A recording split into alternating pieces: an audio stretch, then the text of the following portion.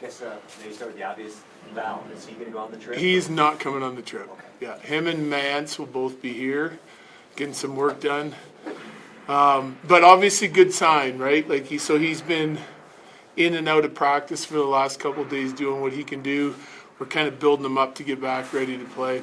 I guess the hope would be Jersey, if not, maybe the next one. Do you anticipate the three Team Canada guys all playing this week?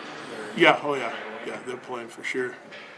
No choice. I don't love the setup of Thursday, Saturday, Sunday afternoon, but I guess that's the price you pay. And if you look at it, there's a lot of the teams in the league that are on the back-to-back. We touched on it yesterday. Like St. Louis is on the back-to-back. So it's not ideal because we have 3 guys there, and some teams are with 1, but they're going to be feeling it a little bit, I think, probably by even this first game. That's a quick turnaround, and then the second one will get even tougher for them. What's your message here for the group coming out of this break? I mean, you're into 25 games. Yeah, pick up where we left off. We've been trying to build something here for quite some time.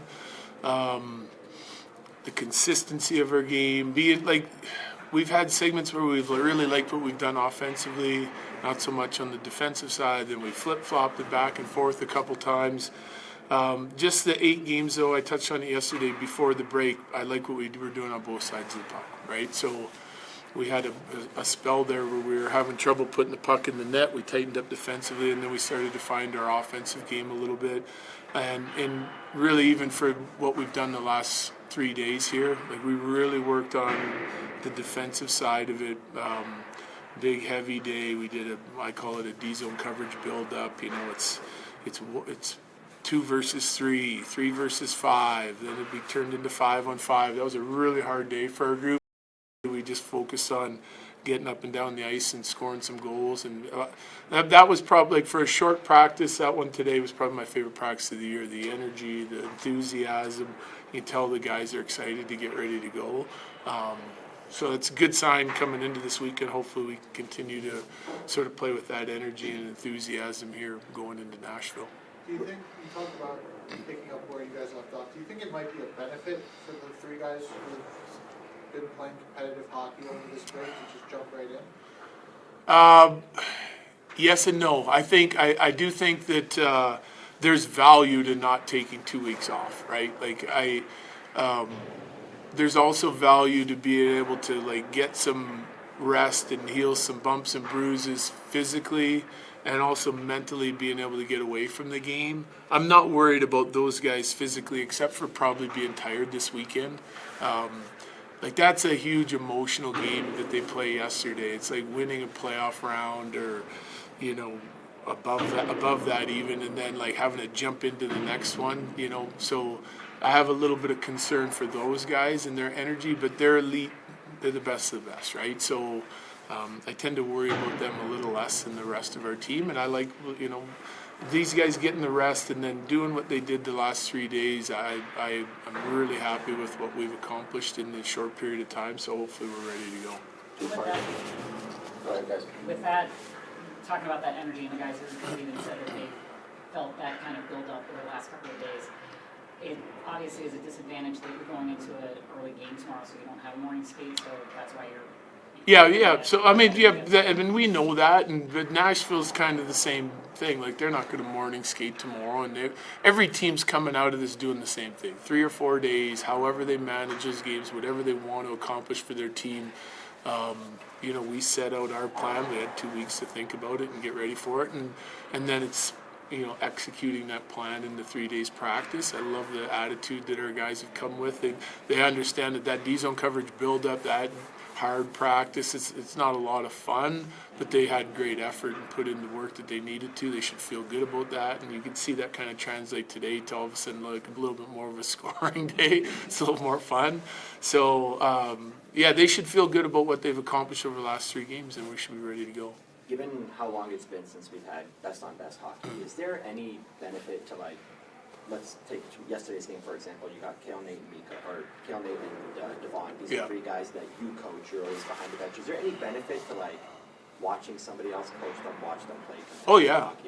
Hockey? I'm planning on having to sit down with those three guys today, actually our whole coaching staff will just pick their brains on the, how it went, what they like, what they didn't like, and we'll do more of that over time. But I want to talk to them today because obviously this is going to be a challenge for them this weekend too. So I want to touch on a handful of things, and I'll do it today when we get there. So we're tomorrow's focus on our game. But we'll pick their brain a little bit. They'll share some ideas, talk about their experience. I think it's good for us to know, some of the things that they did, what they experienced, what they liked, what they didn't like, what some of the challenges of the tournament were, and so it's just good to share information.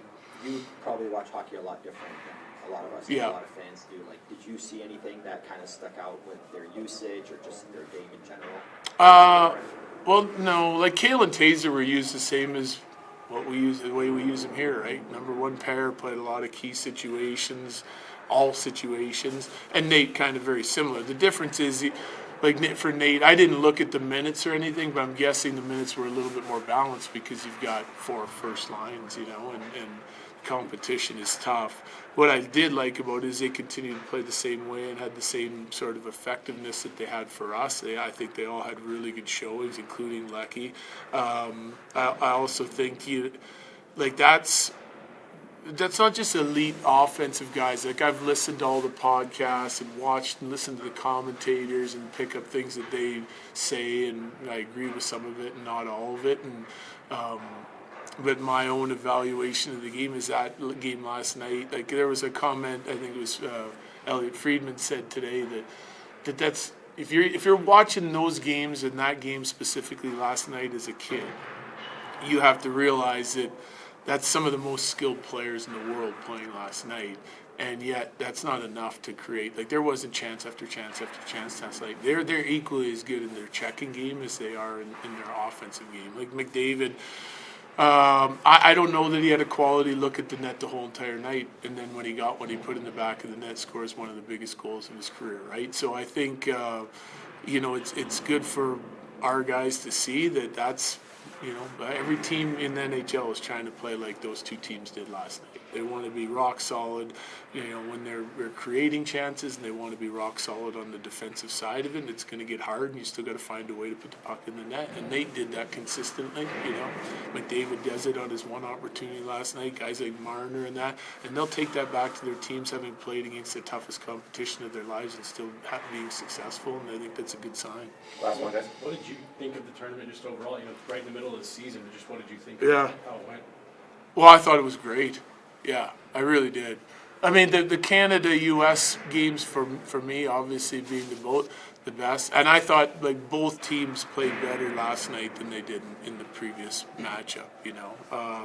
And that's what you would hope for. Like, I think from an NHL standpoint, huge success. You get the best players playing best on best from different countries again. I like to see that expanded. Sounds like it's going to be, to 8 teams for the World Cup. And obviously that's a really good warm-up and get for those teams, those players, coaches, getting those groups together, taking what they liked and didn't like out of it in preparation for the Olympics, which is obviously the sort of pinnacle of best on best hockey.